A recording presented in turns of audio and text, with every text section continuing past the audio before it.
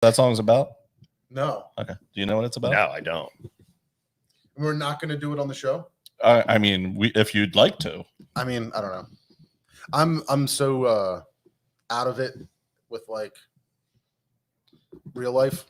I literally just as we were just sitting here, I just clicked on it just because it popped up, and I was surprised by number 2 as well. That's the only 2. I was like, oh, I want to see what number 1 was. Yeah, let's discuss that.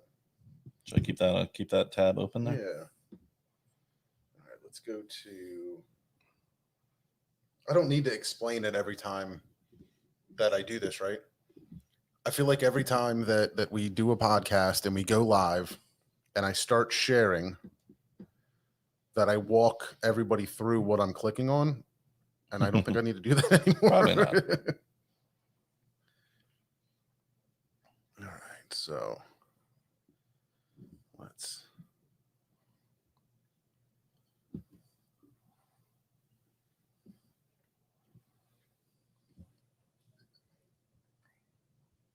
I heard it. Everybody's favorite part of the show.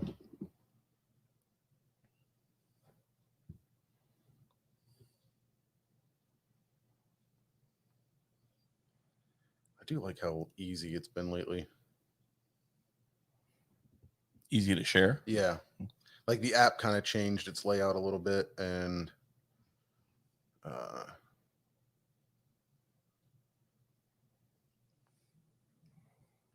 just a little bit easier to get things out there.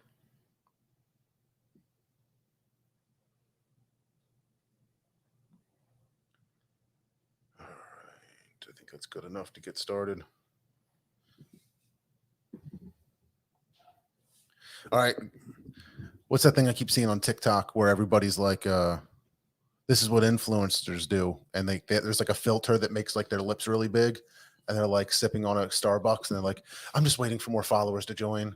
And they're just kind of sitting there. And I'm like, yeah, that's funny, but it's also me every time we do this. I had to have our social media manager explain TikTok to me like 2 days ago. Yeah. She was like, we're going to start doing TikTok. I'm like, I'm amongst people I like. What the hell is TikTok? Like, can someone explain that to me? Social media usually goes a lot faster. So, like, it's usually out 5 or 6 years before I have any part of it. Right. But we're among friends here, right? Yes. I can waste some time watching some stupid TikToks. Oh, God, yeah. Oh, yeah, they're great to watch. I just don't understand, like, flip. Well, I saw some guy had like 1.9 million TikTok people and was making millions of dollars. And I was like, Gianna, how does that happen? Like explain it to me like I'm an idiot. And she was like, well, and I'm like, I know, right? I'm like, man, college is a huge waste of money. Just study the TikToks. Yeah. You ready to click the record buttons at the same time? On my mark. The following is a Just Green production brought to you by the Might Be News Network.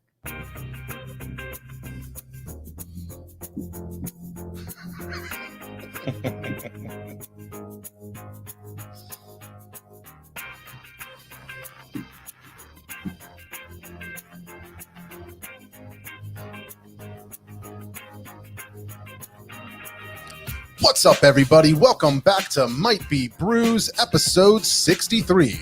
We are the podcast where we explore the people, places, and brews of the craft beer world. My name is John. With me, as always, Mr. Steve. How are you doing tonight? If you have a business of things that have sizes, and you have 2 sizes, you don't have a medium. All right? And if I call and I order the small, I want the small. Don't say, do you mean the medium? No, you have a small and a large. Yes, I 100% agree. That's that was Thank you. That's hilarious, though, the way you're explaining that. I'm like, what is he getting at? But yeah, if you only have 2 sizes, it can't be a medium. It can't be an XL. You have small, you have large. Yes, that's One's it. Smaller and one is larger. How funny is that they're like, you mean medium? Like, no. Do you like it was my fault. Yeah. That is hilarious.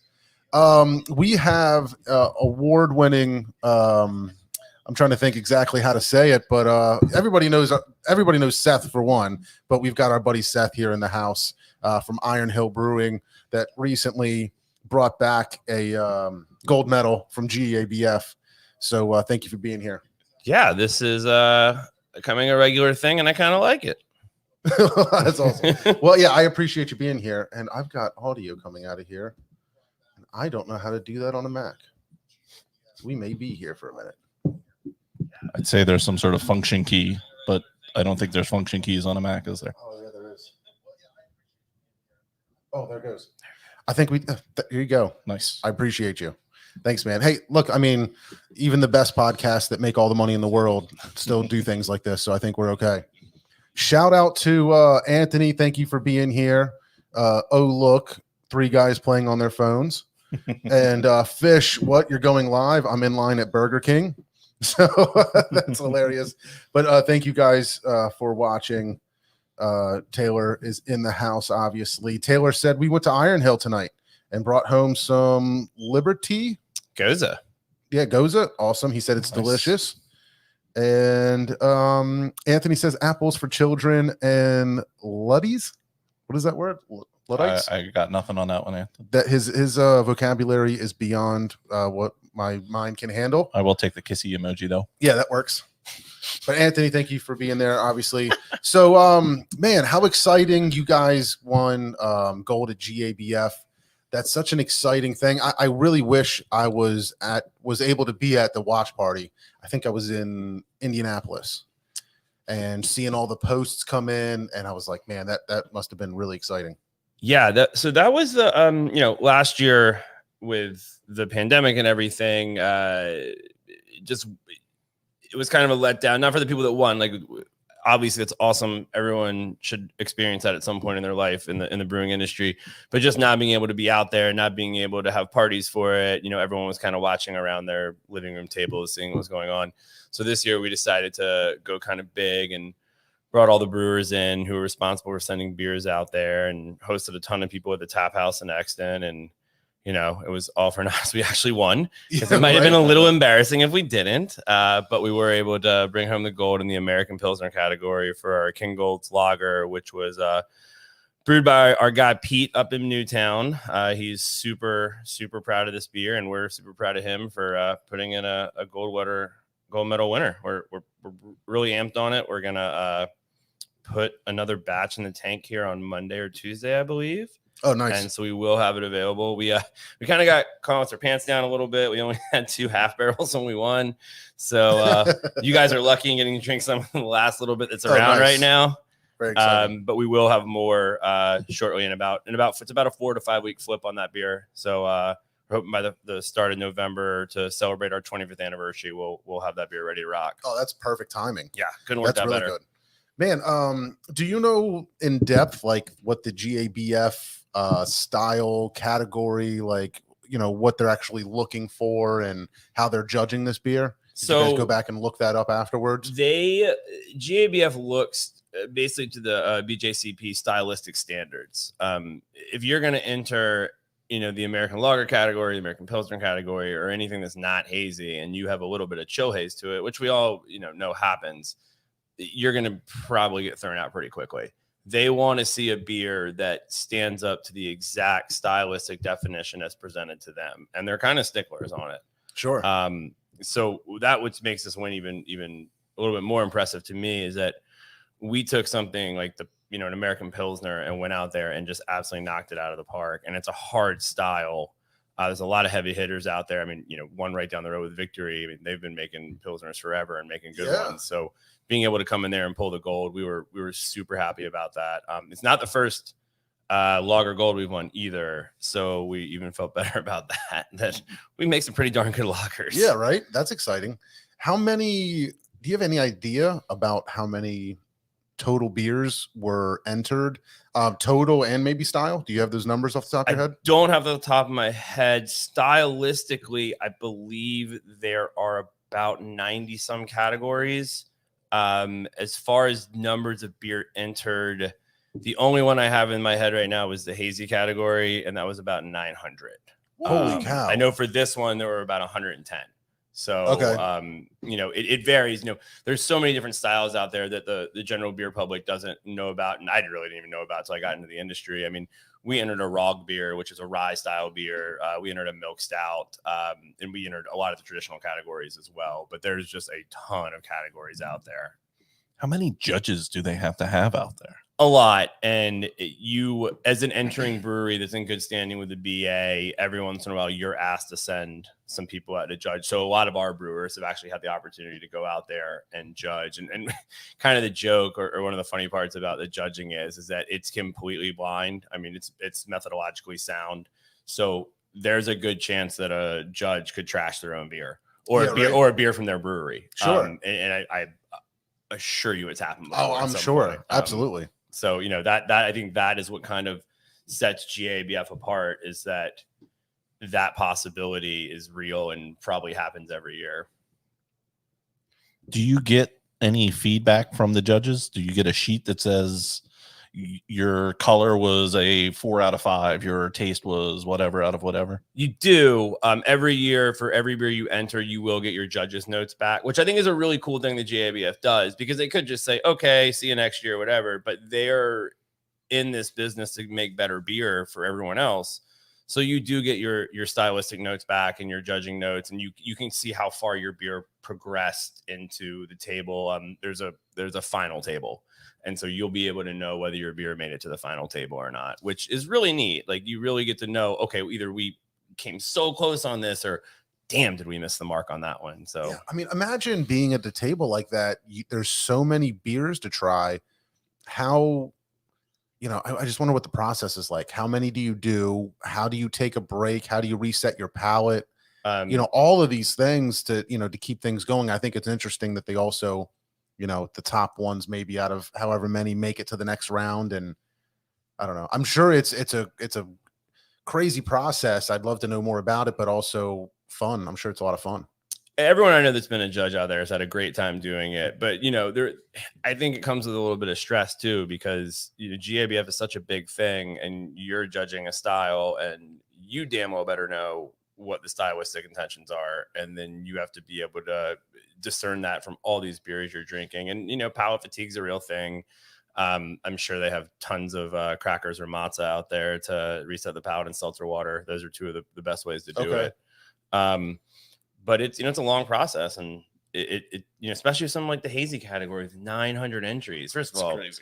That after like 10, I wouldn't be able to taste anything for a week. So I don't know how those guys do it, but I'm sure they have a method that GABF, if anyone's going to figure it out, it's BJCP and GABF. They're going to figure it out. Sure. So just how my palate is tonight drinking this, I was surprised just how hoppy it is. I feel like I'm getting quite a bit of bitterness out of it. But I mean, it's delicious. It doesn't surprise me at all that it could be up there with other heavy hitters or ones that being the one that won, because I mean, not only does it have that great bitterness, but it's got a great balance to it and a ton of good flavor.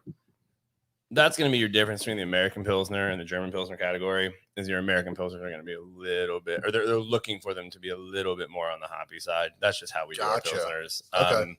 This one I think is a perfect example of that. What I like about this beer, and I hate this term, but it is 100% crushable.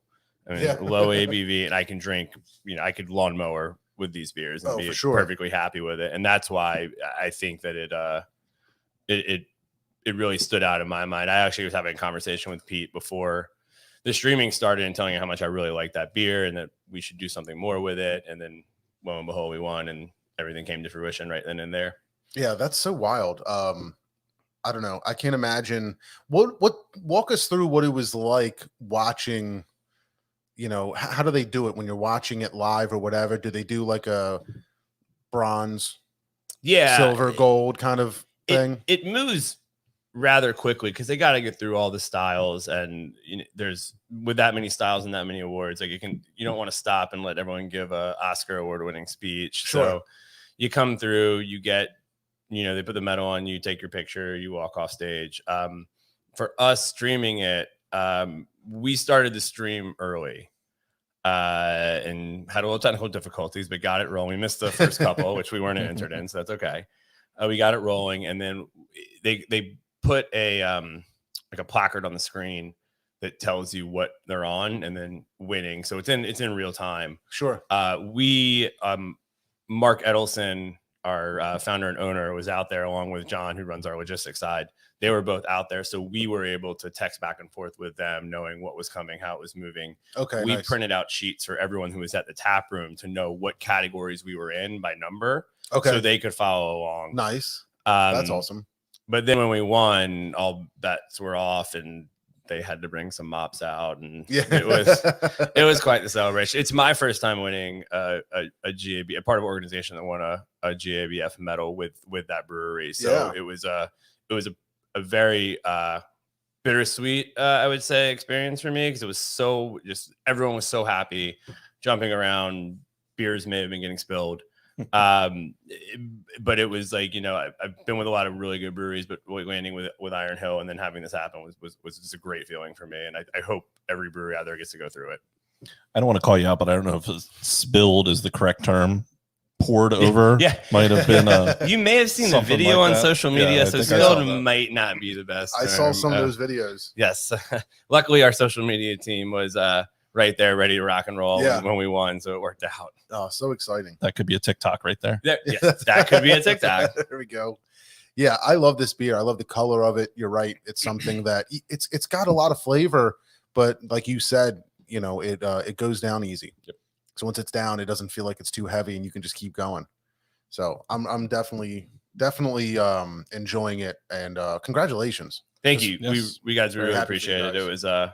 It was our first one in a couple years, and I think everyone felt a little bit of sigh of relief when we pulled the win. And it was.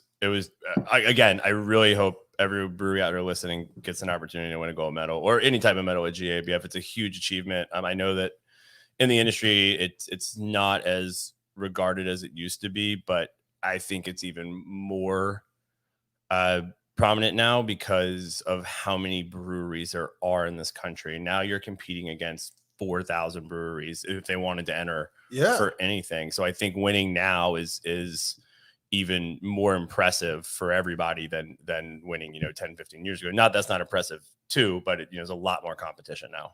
And it's such a I don't know what the right word I'm looking for is, but it's subjective, right? Like there's so many people that'll say Treehouse is like the best brewery ever, but like all they do is, well, that's not all they do. They do a lot of styles, but I don't even know if there's somebody that enters kind of thing. But regardless, people just love certain breweries or think that certain styles are the way that it should be, and that's all that they care about. And I could see where people like maybe aren't as big on GABF because there is so much out there and so much noise, untapped culture, all those things that kind of water it all down. Right. But I'm excited to see, that excitement for it come back and people, take it seriously and, keep the culture strong and keep it alive. I wonder if they maybe think about doing it a little more regionally to try and get some more,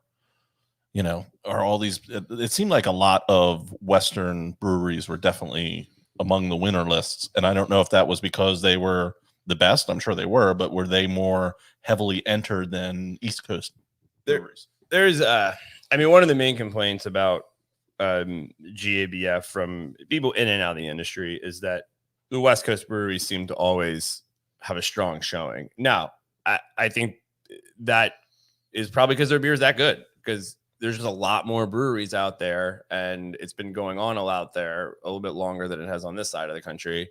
So I think that the beer probably is that good, but I think a lot more West Coast breweries probably enter than East Coast breweries. And then, when you look at the styles they're entering it into, like a lot of those West Coast breweries are entering like styles that East Coast breweries just aren't interested in. And so I think that gives them an advantage over say, one of the East Coast breweries that we all like. Something like Treehouse is a great example. Like Treehouse isn't going to enter an American Pilsner. They're just not.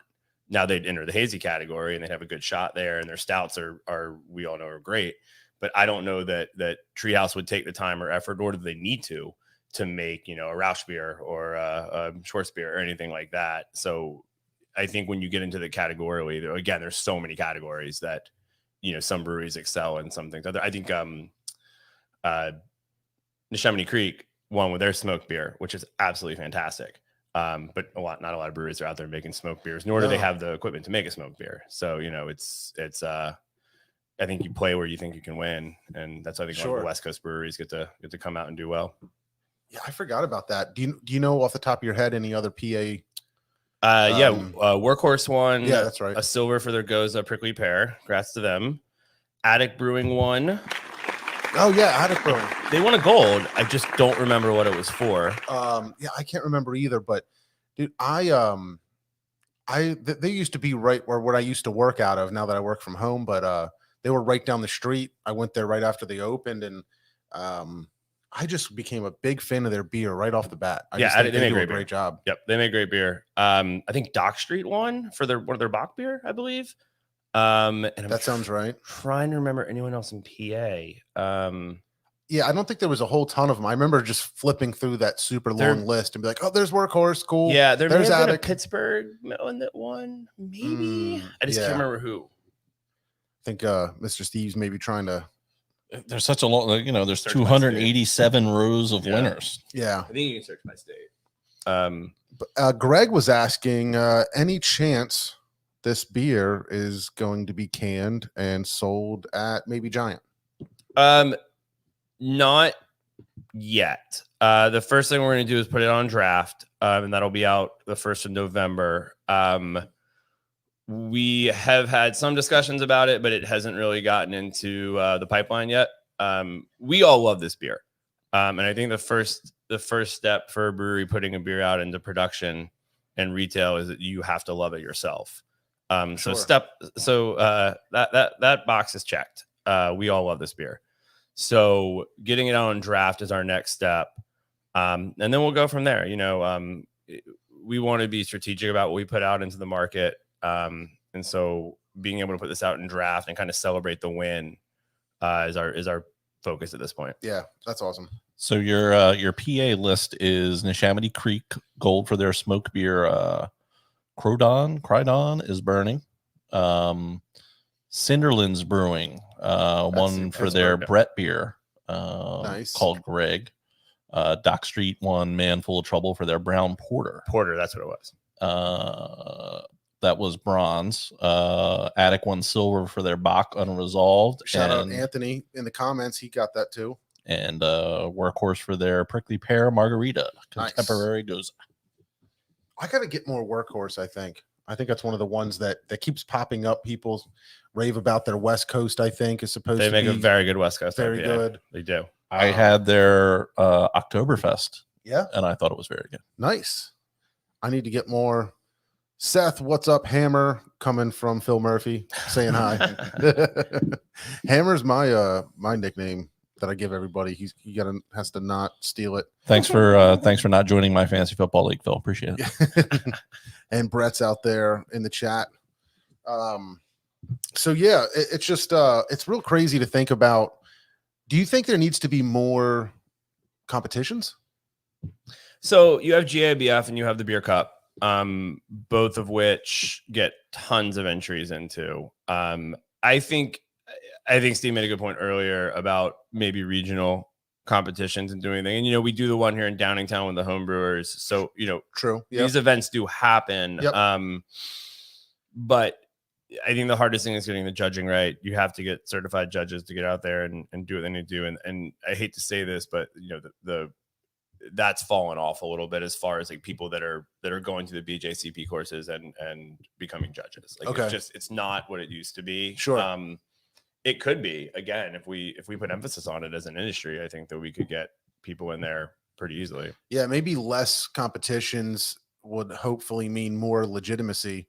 You know, if there's too many, you know, I got a phone call today from somebody that was like, your business is listed as top whatever in the area. And I'm like, with what organization? Like, who did this? And I'm like, I don't understand what you're trying to get more information about. And they were like, it's a paid advertisement. Like, you can pay for us to, write this up about you. So I guess, all those shenanigans are out there as well. Maybe we develop the Might Be Brews competition circuit. There we go. And the style guidelines are if I like it or not. That's it. That's it. I'll give an opinion, Or but this. That's Mr. it. Steve gets the vote. And so I guess, is it this weekend is going to be like, is it this weekend where Oktoberfest is really going to start kicking off everywhere? Yeah, so I've seen a lot of stuff happening this weekend. We have a couple things going on. We start our Oktoberfest celebration in all of our pubs tomorrow. Nice. So we have like 4 menu items, and then our Oktoberfest will be on everywhere. Our pumpkins, we have like 4 different variations of our pumpkin, and some other German style beers will be on at all of our pubs. And we'll do that through traditional Oktoberfest. So it'll run until the 2nd of October. And then we'll move on out into the Halloween getting ready. Yeah. But no, I think that a lot of stuff's going on. We what else do we have? Newtown Beer Fest is this weekend up in Bucks County. We'll be pouring there. Nice. Next weekend we've got Glassboro in Jersey, which is a big fun beer festival. And we also have Lidditz Beer Fest. Fish, are you out there? Are you going to Glassboro? That's like right down the street from him. Is it? Oh, he should definitely go. It's one of my favorite beer festivals. That's awesome. You have a brewski we can crack. I was thinking, should we do the other gold or other winner, or go straight to October? Yeah, we'll go with this one. Yeah. So this is Lodestone Lager. It is our first beer we won GABF with. Okay. So we've done the latest one, and now we'll do the Nice. The last new one. Yeah. So that one, how or when did that win? What did it win, and what category was it? I was also American Pilsner. I Okay. do not know the year off the top of my head, but it won gold. So it was our first Nice. gold. I don't want to drink anything but winners. I believe it was, I actually believe it was 97. Mark kind of stuff. Mark, Edelson, our owner, tells a funny story about when he got into this industry and they founded the first Iron Hill down in Newark. His goal was to win a GABF medal, and they did it in like the 2nd year. And he was like, oh, I guess I need a new goal. So no, this one, we've kept it around. It's on draft at a couple places right now. It's definitely on the Tap House in Exton. It'll be part of the Oktoberfest celebration. A little more bronze to it, Yep. a little more caramel color to it, just a little bit. But still, I can Still still very see clear. your oven through there. 2-finger test, always good to do. See through a beer. What do you just stick? Put them on the side, see if you can see both of them. See got both, you. you're good to go. You could put them in too. I mean, that's fine with me. Depends on how many I've had before. Right? Yeah, like, I'm not gonna judge. What are your thoughts on the milk pour? I don't have the mental capacity to even consider the milk pour. Really? It's taken me this long to get to be comfortable with the Pilsner slow pour Okay. and like understand the scientific benefits to it. Yeah. The milk pour I look at and I needed a couple years to So, get on the way. What I don't understand about it is, like, if you pour a beer real hard and it is all foam, it settles and you still have like 3/4 of a glass of beer. Like, I don't know if that happens with a milk pour. It's a different foam. Right. Okay. So the hard pour or the straight up and down pour, you will have your people who are big into the aromatics will argue that's where you get your best aromatics from, and they're not wrong. Sure. But at the same time, if that's what you're doing, you're taking up space for beer. So the milk pour, that foam is just a different ball game, and it's supposed to just kind of come back around almost. Okay. But I have not messed around with the milk pour yet. We were discussing it yesterday in our production meeting. Do you guys have a side pool at the tap house? We do not have one at the Tap House. We do have some at some of our restaurants. So we did talk about, and I have one on my kegerator. So Okay. but I haven't done it. It's just at this point, I'm like, I can't wear anything else right now. Did you do one? I did not do one. I think when I went to Human Robot, it was Yeah. like the week before the mayhem started. Yeah. It's so crazy because it seems like it's one of those things that's just so bitterly divided. Like right away, people are like, "Oh, this is so cool. Check this out," and then other people trash it. And I don't know what to think. But I mean, I wouldn't mind trying it. I mean, it's got to be some kind of experience. But then depends on how people put it, because sometimes they're like, "That's $5 for a chug of." I think air. Human Robot does like $2 on Tuesdays, and then like $3 every other time. So That's cool. It's less. I understand it being less. The people that like freak out, like, oh my God, what are you doing? Like, okay, the people have their fun. It's okay. What's the SRM, Seth? I don't know it on this beer. I can, if it's someone's interested, I can absolutely find out and get back to them. But What does SRM stand for? it has to do with the light in the beer and the Okay. and the level of darkness to light in the beer. But I can find out for them. It's not a beer. Lodestone is not. I mean, is not a beer that we normally have on. We bring it back for GABF. So I would have to look at go back into the production notes and find out. Anthony said he drank a Milko with Devin. Shout out Devin, one of my favorite humans at Human Robot. I get it. It was neat. I'm not going to sit and chug Milkos anytime soon, but I'd have another. So it's nice to hear like another opinion about it. Somebody that's had one. Somebody else saying for Lodestone, it's about a 4.5. Justin Lowe says that. 4.5. Justin Lowe would know as he is one of our brewers. Okay. Did I meet so Justin? it's a 4.5. Was You he at did. the brew? Justin Yeah. is the I hate to describe him like this, but he's our redheaded brewer. Okay, gotcha. The redhead.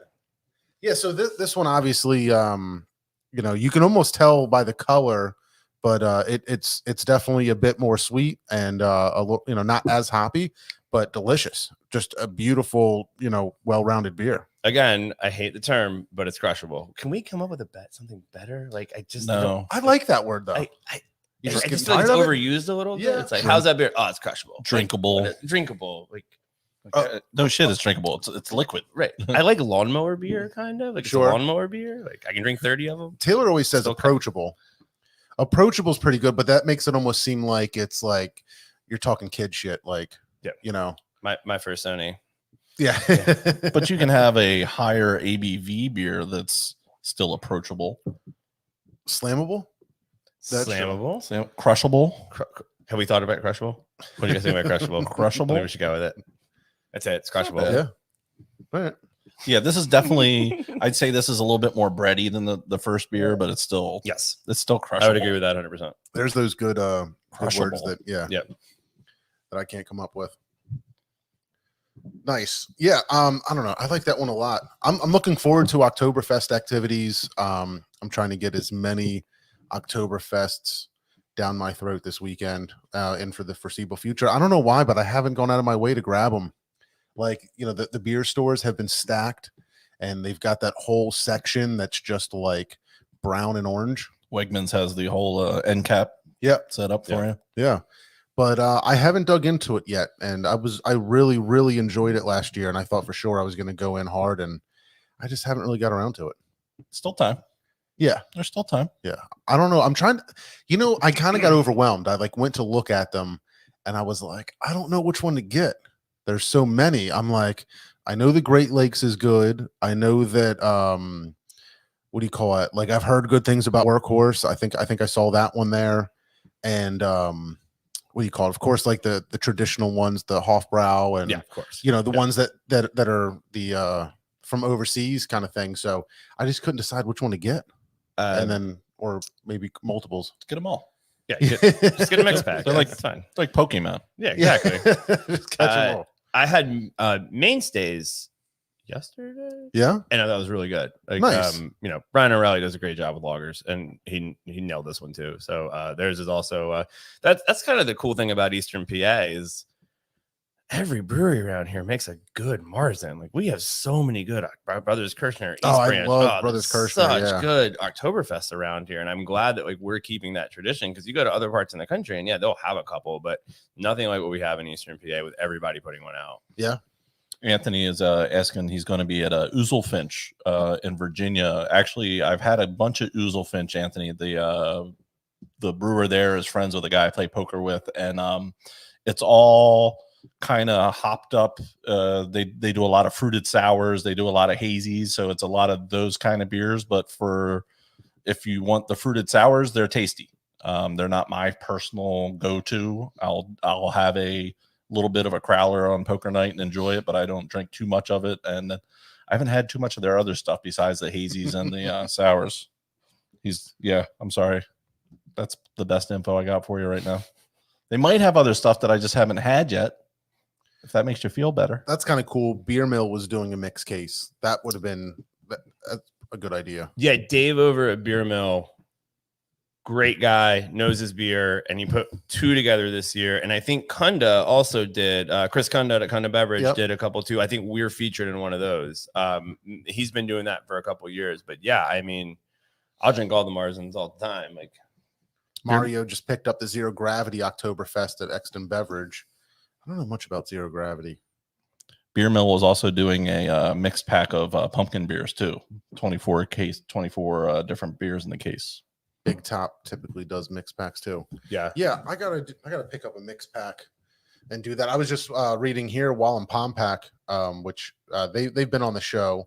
They're great people. They're doing a mixed pack of German style beers. I gotta get up there.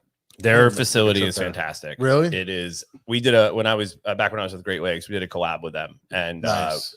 it was a great collab day. They could not have been nicer, and their facility is absolutely stunning. Wow. Yeah, I gotta make that trip up there. That'd be really nice to see. How There's far are they actually from us? I'd say it's about a 2-hour, 15-minute cruise. okay. You're right at the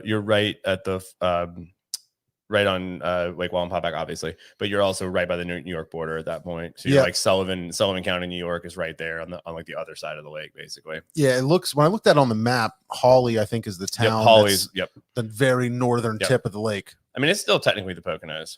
Okay. Yeah. I have very little experience with the Poconos, and I feel like I could get there in an hour or like 4.5 hours, and I could still be in the Poconos. That's how little I know about the geography. I hear you. I have a tough time with geography myself. I don't know. I had to drive this week. I went to Foxwoods, Connecticut, the casino. It's really neat. It's so strange because you're like going through New York and then passing through. I did not stop. I wanted to stop so bad at in New Haven and just try to find some good pizza. There's some good pizza in New Haven. That's what they say, right? That's the spot. I should have done it. I didn't do it. I was just kind of like in a rush going in and coming out of there. But what's so weird about that place is you're driving through like population, and then you're just driving like through the woods, it feels like. And I got there, went to my hotel room. It was like 17th floor. And I look out the window and I can't see anything but trees. It's just trees and woods for as far as you can see. It's kind of wild, like where it's sat. But I had this one beer that I was drinking the whole time was called like sublingual. I don't know. It was something like that. But it was a green submarine tap handle. And they said it was a local Connecticut beer. And I wish I could do them better justice on whatever beer that was. But it was like the one that I found that I like. And we just ended up drinking it the whole weekend. Mario's telling Sally's a pizza. That's the New Haven joint. Sally's great. There's another one, right? You're either a Sally's or a. What is the other one? I was just there this summer. I cannot remember what the other one was. And we also had to wait like an hour and a half for the pizza, Really? but they let you booze while you're doing it. So that's cool. better. Like, I was like, an hour and a half. Make it 2. Is that they the ones that do the white clam? Yes. Oh man, I don't know if I could do that. Oh, We did not. We did not. It was hot. And I was Yeah, like, right. I don't know if this is gonna play out well. Would you say you would do it? Oh yeah, I love Yeah. clams. Yeah? Ooh, yeah, I do a white clam. Dang. Pepe's is the other. Pepe's, the other yes. one. They're like a block away from each other. It's Yep. crazy. It's like It's like a Yeah. strip in the middle of right off Yale's campus. I was thinking the cheesesteak guys, which I'm going to completely blank Pats on and now. Geno's. Pats and Geno's. Yep. I think somebody just got killed there I last night. did.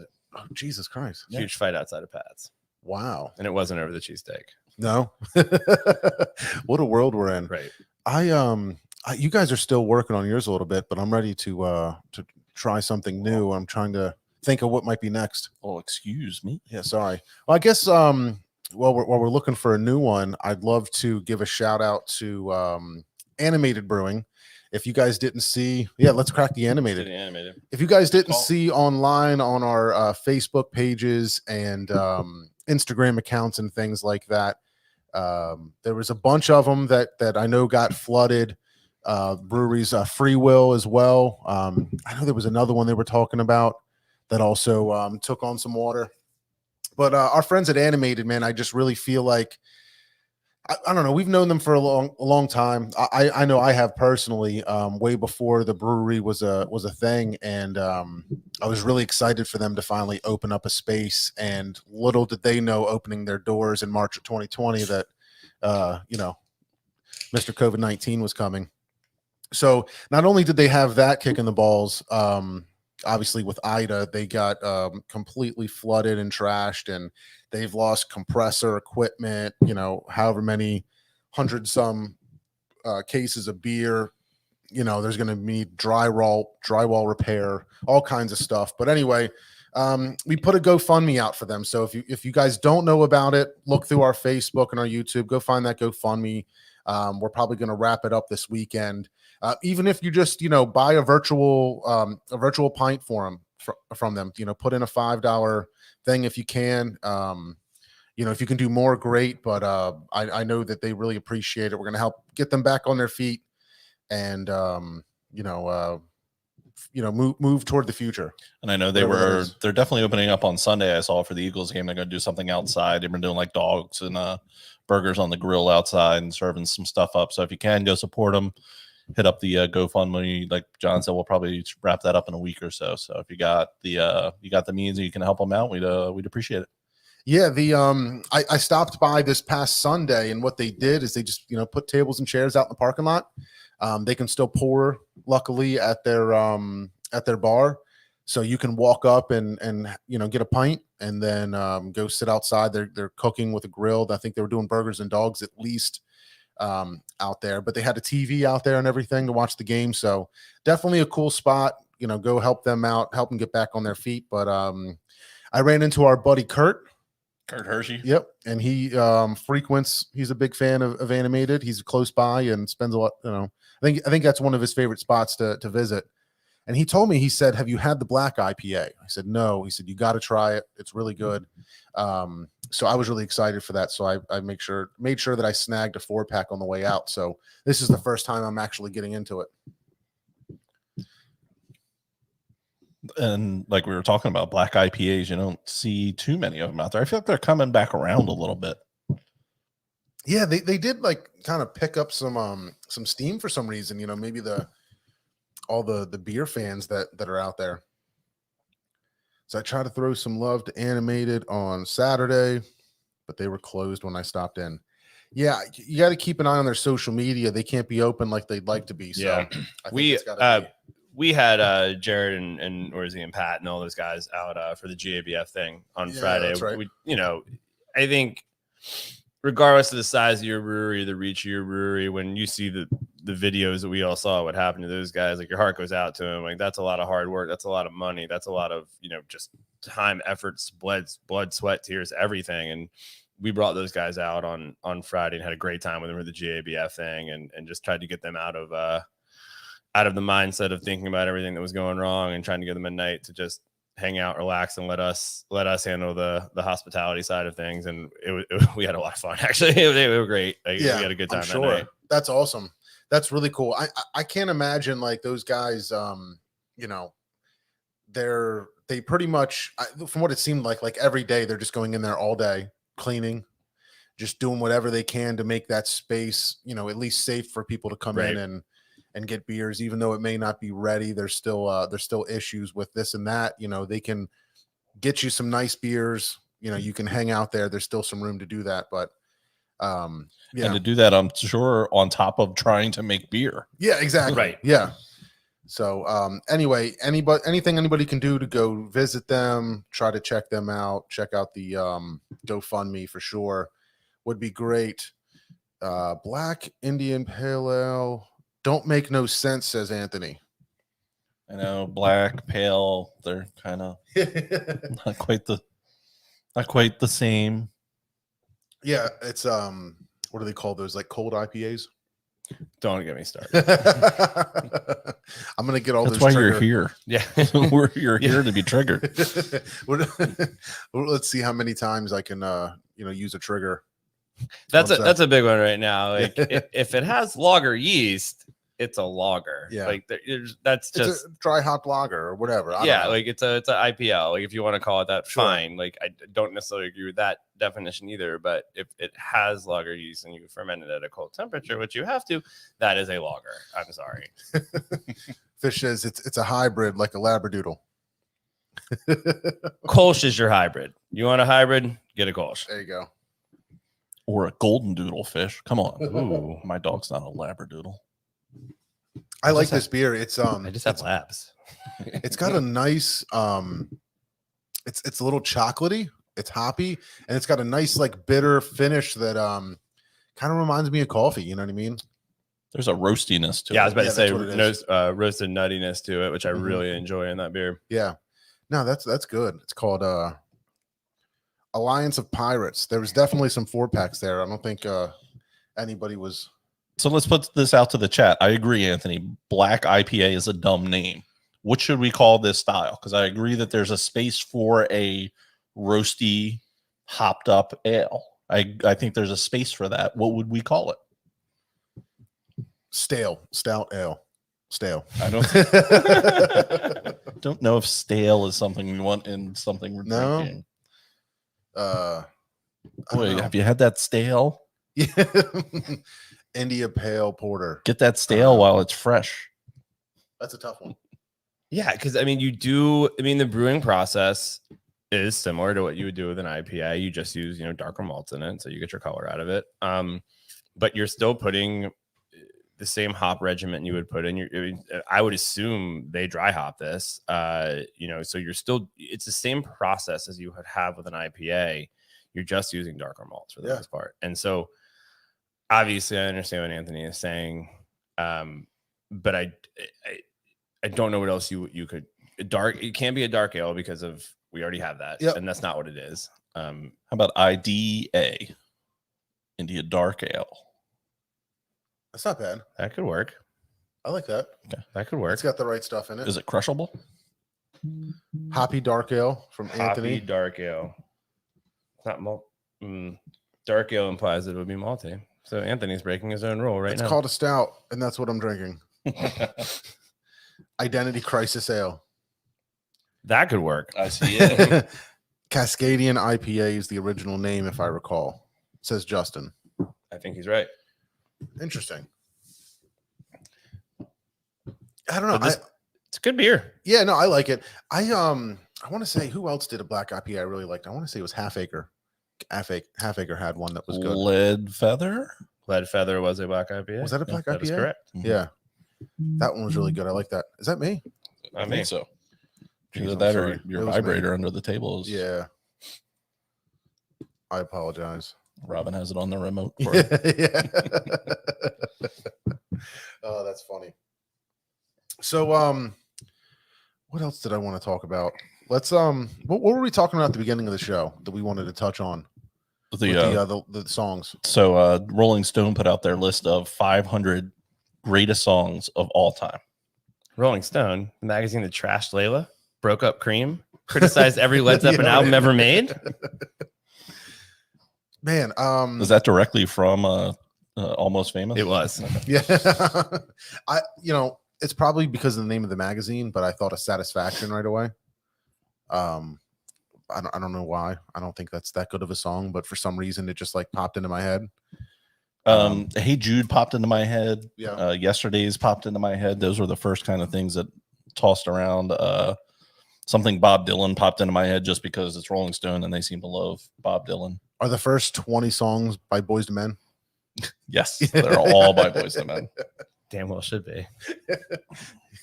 Tell me you've seen Long Shot. Long shot. No, Yeah, with I almost said Will Ferrell. Seth Rogen. No. And Charlie Theron. Theron. Yeah, you I don't know how definitely I got missed that one. to. Yeah, you got to watch that movie. She's like Secretary of State, gonna maybe run for president, and he's like some reporter guy that he's just like a journalist, and but they know each other from being kids. But Boyz II Men makes a little cameo in the movie, and it's hilarious. It's really good. But I highly recommend that movie if anybody hasn't seen it yet. Boyz II Men set the record for longest weeks at number one. Okay. I forget which song it was. It might have been End of the Road. And then they broke their own record with the one that they did with Mariah Carey. Oh, no way. So they have like the two, I think something else might have hopped in there, but at least 2 of the 3 songs that has spent the most consecutive weeks at number 1. That's crazy. They had crazy success. Yeah.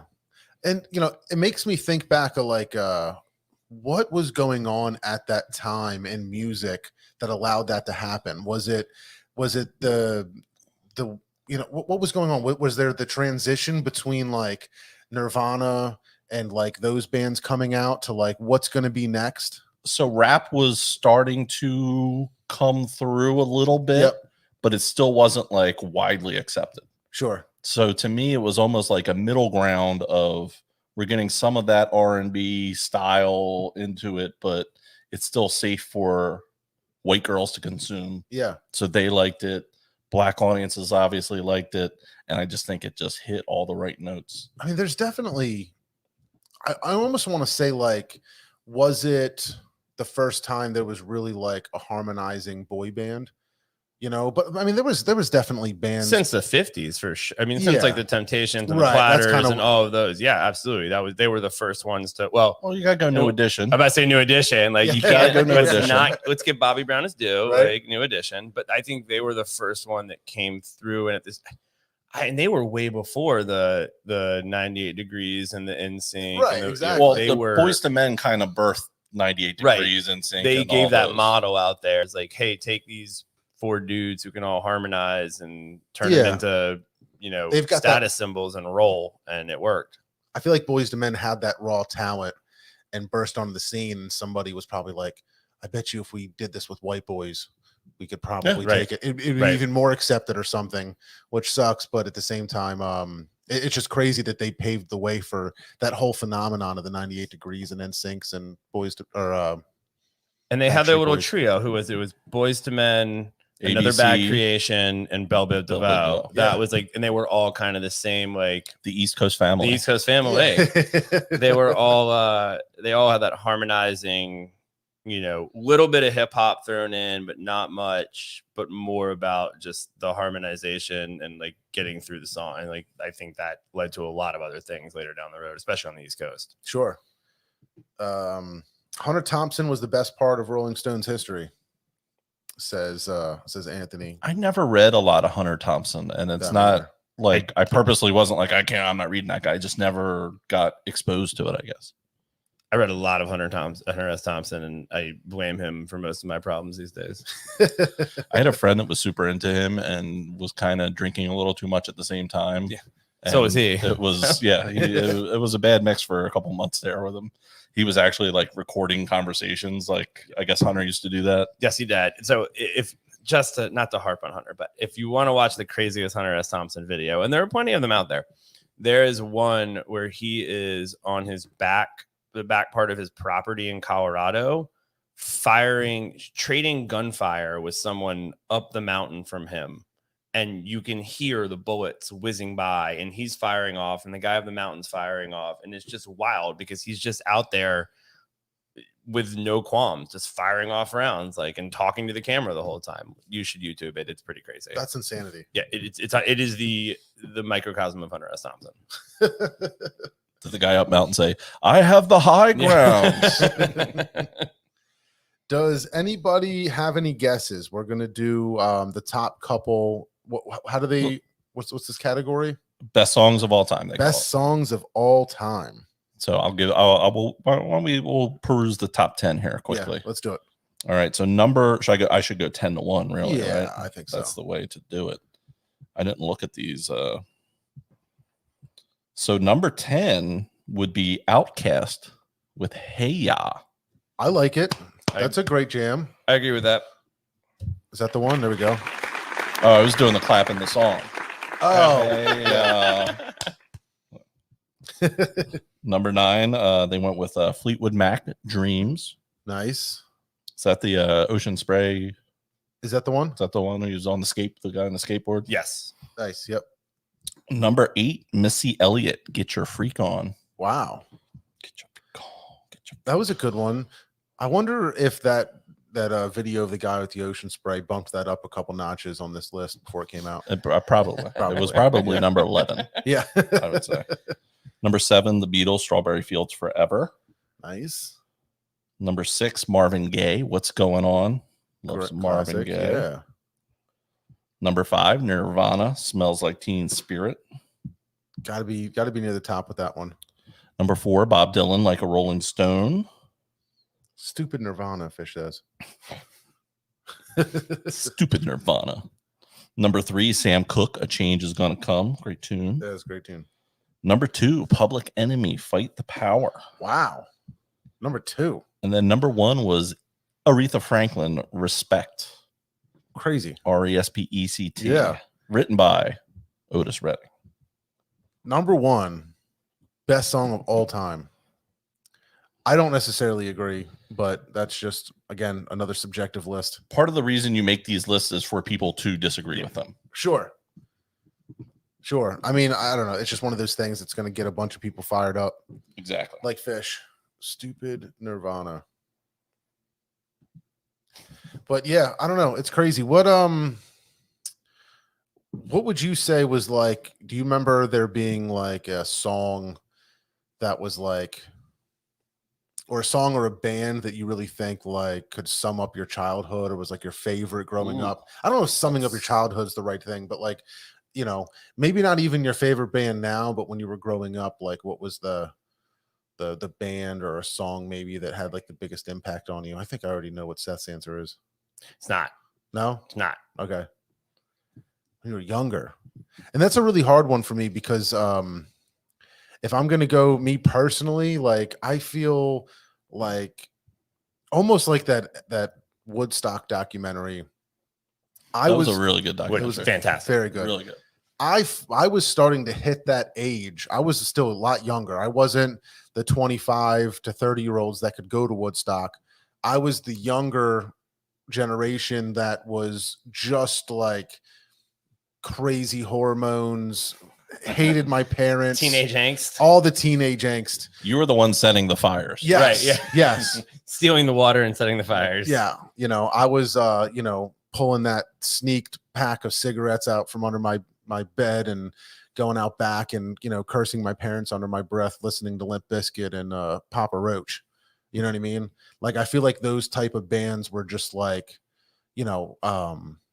all those bands like that, I feel like were just such heavy rotation in my playlist when I was younger, because for all those reasons why, like they kind of got accepted, like they said in the Woodstock documentary, you know what I mean? There was just like this weird, gap in music and all of this weird like angst. There wasn't anybody that was, they didn't have the Vietnam War, all those things they were talking about, you know what I mean? But Right. For me personally, I think it was more just like that type of music came out and I was like, oh, I relate to this, this angst, this little bit of emo, this new age rock, whatever you want to call it. But what about you guys? I feel like I grew up at such a crazy time for music because when I first started getting into music, it was Prince, Michael Jackson, 84. It was that kind of music. Yeah. Then as I started kind of branching out on my own, it was like the hair band, metal, that kind of stuff I started getting Sure. into. But then as high school hit, that's when grunge started to hit. So I got tuned into the grunge scene and all that. So I feel like I got this weird, and then with that, in my own discoveries, I was discovering the Led Zeppelins and the Eric Claptons and that stuff from the Yeah. 70s. So I can't even I had such a blend of all those things Sure. as I was growing so up. It's different. almost like segments of my life as opposed to just a big childhood Right? grouping. Yeah. Wild. What about you, Seth? Yeah, so I grew up in a household where music was always on, which I am super thankful for. But the two bands, Very lucky. Yeah, it was awesome. But the two bands, really three, and they're all different styles, which is kind of crazy, that really define what I listened to growing up was the first one was Frank Zappa. My dad is a huge Zappa fan, and so Zappa was always on in my house, which I thought was hilarious because those lyrics are hilarious. And then Sure. it took me a long time to understand the genius of Frank Zappa, and I still don't know that I truly appreciate the genius of Frank Zappa. Right. There's so many different ways to listen to Zappa. Yes, 100%. If you're a hardcore musician, you Yep. listen to it a completely Yep. different way than if you're just hearing the lyrics and that kind of part of it. And the second one would be Steely Dan. We listen to a lot of Steely Dan in our house. And I don't know why. It took me a long time to really appreciate Fagan and Becker as a guitar player and really understand what the genius of Steely Dan was. And then the third one was the Velvet Underground, and they are probably my favorite band of all time. I think what the Velvet Underground did to music is unmatched by anyone. There's a great quote, and I don't remember who it was. It may have been David Byrne, talking about the album Loaded, and like Loaded barely sold 800,000 copies, so it wasn't a success by those standards. But somebody said the statement was, "Yeah, but every single person that bought that album started a band," and it's just the genius and the musicianship of the Velvet Underground. It can never be understated. And those are the three that I really like grew up before I got into the jam band scene and other stuff. Like those were like the precursor for me. And I still listen to all three of those artists all the time. Wow. You know, you're talking about growing up listening to music and like nobody. So I kind of have like almost two separate sections of childhood of like who I was living with and things like that. But when I was much younger, my mom never really listened to music, but she got married to a guy, and that whole soundtrack for that whole era of her being married to this guy is Leonard Skinner. Leonard Skinner on, you know, blasting out of the shed. You know what I mean? Like in Virginia, where I was living, where we were all living, and Goochland, like if I'm not mistaken. Yes, exactly. That's right. That's right. So, yeah. So it's funny that you say that because, like, I just wanted like nothing to do with Leonard Skinner for like the longest time, and then like being moved out on my own, and I forget what it was, but like maybe I got like a Leonard Skinner, I like burned it or something, right? Like a Leonard Skinner greatest hits, and I was like, holy crap. This is amazing. There was like a little bit of nostalgia to it, but I was like, you know, for the first time, like going back and like as like a young adult, maybe like hearing Freebird and being able to appreciate it than like just, you know, being younger and, you know, dealing with whatever. They got hits. Yeah, for sure. For sure. I was like blown away. Like, I can't believe, you know, that this was around me all this time and I didn't appreciate it then. So I literally just last night watched the Leonard Skinner documentary on Netflix. No way. It just came So out. good. Very So good. good. Very good. Oh, I got to watch it. I love that they talk about how their branding from their record company was a lot of the Confederate flag, Right. and how they hated it, and how Interesting. they really rebel against it. You know, Yeah. these days. I had no idea. Yeah. Yeah. So That's cool. there, if anyone's looking for a good Leonard, their One More for the Road live album is absolutely fantastic. It's one of the best live albums of all time, and everyone should listen to it. But you know, there was that whole thing with Leonard Skinner having a rivalry with Neil Young, which was completely overblown and not true. Neil Young was a honorary pallbearer at Van Zant's funeral. Right. Like they were actually friends. Yeah, I didn't it was know just that one of either. those things that got blown up by people that didn't know what they were talking All right. about. I'm going to have to watch it. There's also a Michael Schumacher documentary. I saw that. I was like, John's all over this one. It came out today. I haven't watched it yet, but it's on my list. Maybe this weekend. My goal is I'm going to go heavy Ted Lasso this weekend. As you should. Season 2 is on my watch list, and I told Robin, there's no more waiting. We need to get started. Roy fucking Kent. Roy fucking Kent. Something I think spoiled it for me. I saw like a picture of him in a coach's outfit, and I'm like, shit, I think that's a spoiler, but we'll see. It's a minor one. Yeah. But Wow, good for him. it beeped me on the closed captions. Oh, good. That's nice. Yeah, I don't know if I like that kind of censorship. What do you got there? Seth? Listen, Zuckerberg. This is Iron Hill Brewery's Oktoberfest. There you go. Sweet. I can't wait. I'm pumped for some I think we should come up with a top 5 list for every for show. next episode. For every show. So like Seth said, one of the greatest live albums. So next show, I want to hear your top 5 live albums. Okay. I don't know that Don't I've talk- don't listened talk to about it. 5 You have, of course, you live have. albums. Does the band Live have 5 albums? Does that count? Yes. At this point, they probably do. So I was just talking about their debut album the other day and about how that album has staying power. And I listened to it today and I'm still like, damn, this is a good album. Is like, Throwing Copper there? Throwing Copper. Well, their first mainstream success. Excuse me. I don't know that their first album, but that just has staying power. It's a great album. So I was a big Live fan, and just maybe within the past 6 months, I was like, I want to check out some concerts of Live. How do you search for that on YouTube? Right? Live. You can't search live. Live. It took me like, I was like, It's like, did you mean live? you have to like literally think of the song. Right. Yeah, right. It's for me to be able to find it. But like, They're local boys, right? I don't York. know. York. Are they? Yeah. Mhm. Yeah. That is Well, the shit town that they speak. I was of. gonna say, I don't know if we're gonna claim York as local, but from around here, how about that? Right? That's funny. There's a TikTok that you gotta, if you set up a TikTok, Seth, you gotta follow this guy. There's a guy that like he just he did like a thing talking about like Temple of the Dog and Live, and he like, it's funny. It's like him experiencing these songs for the first time, even though he hasn't. It's like him like remembering experiencing the songs for the first time, but it's hilarious. I gotta put that on. Put you guys on that. Mental Jewelry, Throwing Copper, Secret, Semdal, Samadhi. Somali. Yeah, I don't know that word. I don't read so well. Yeah, me either. I certainly don't. My town, a shit town. So Oktoberfest. So, having come from a sweet, malty, slightly copper lager, remind us the difference between that and an Oktoberfest. What's the difference in brewing? I mean, for us, it's we want our Oktoberfest to be a little drier. We don't want it to have overt sweetness like the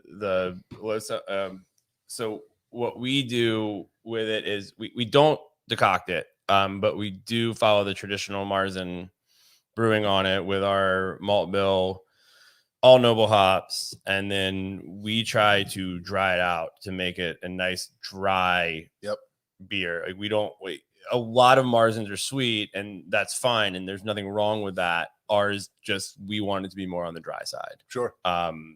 And keeping in that tradition, we really do try to follow. This recipe we've bounced back around so many times that we feel like we have it nailed down at this point. Sure. So we're super happy with it. Came out really dry this year, which I love.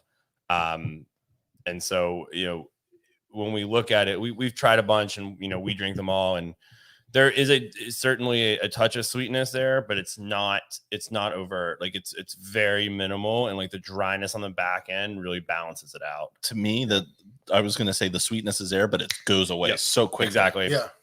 Yeah.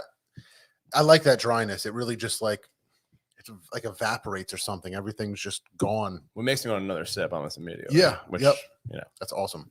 it's our version of putting, peanuts and pretzels out at the bar. Nice. You ready for Toast of the week? Yeah, let's do it.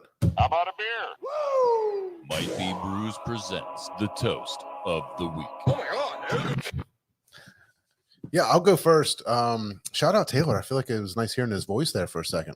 Used to having him on the show. Yeah, shout out. But shout out to that guy for not coming through ever. My shout out is going to be to some of my industry friends. Like I said, I was hanging out in Connecticut and got to go out for some beers. So shout out to my buddy Bob from Maine, Bob, and Walt from Jersey. But he's also a very big beer guy, and he gets excited to talk beers with me, and he's like comes over to me. He's like, "Where are we going? We're gonna go out." Like I see him like maybe 2 or 3 times a year. He's like, "I know you're the one that's out trying to find where the best beers are around here," and da da da. So, but anyway, we had a really good time, and it was really good to see them. So shout out to them. They're my toast of the week.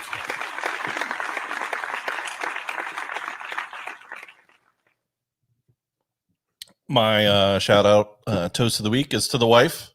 Happy birthday. Oh, happy birthday. Happy birthday to Mrs. the wife. Regener.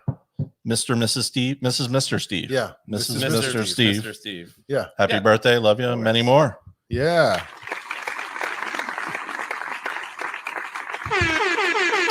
She's the best. Good luck with that one. I lucked out. For sure.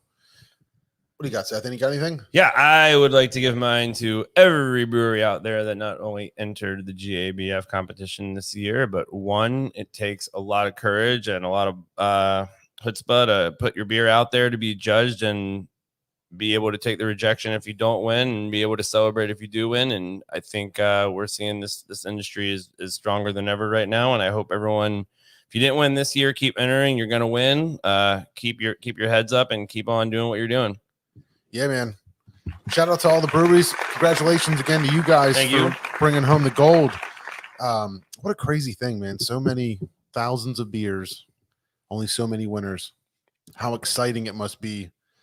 I can't imagine, right? So put yourself in the shoes of a brewery that's just like kicking their ass, trying to just like do the best they can. And there's like, maybe even if the sales aren't there yet, the legitimacy of winning out and beating those other breweries.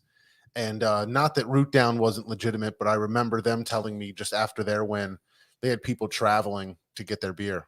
People coming from, all the surrounding states to come in and get that gold winning American IPA, I think it was, Bine. Yeah, they won Bine, and they actually won for their Goza, a silver, and they also That's right. won medium-sized brewery of the year. Yeah. So they had a nice triple crown there Absolutely. on that one. So they definitely didn't need the help per se, but man, just what a good feeling that must be. So good for them too. Is that it? I think that's it. Let's wrap this thing up. Seth, thank Wrap you it up. so much for coming out here, hanging out with us, bringing some brewskis. Congratulations to you and your team. Thank you. What We a great, certainly appreciate it. yeah, what a great thing here. If you guys took the time to watch us, to listen to us on your favorite platform, we really, really appreciate you. However you're consuming us, look for us on the other platforms. So if you're watching us, go find our podcast and subscribe to it. Search MBN Network. If you're listening to this, go find us on social media, Facebook, Instagram, Twitter, all that good stuff. Make sure you're following us. The show is completely different. However, if you're watching, the podcast is completely different. Yeah, it's a lot better, whatever the other option is. Try it. Yeah, just try that. Options are always good. Yeah. If you're, I'm just going to leave it at that. Guys, thank you so much for everything. If you're watching, we appreciate you guys, and we'll see you next time.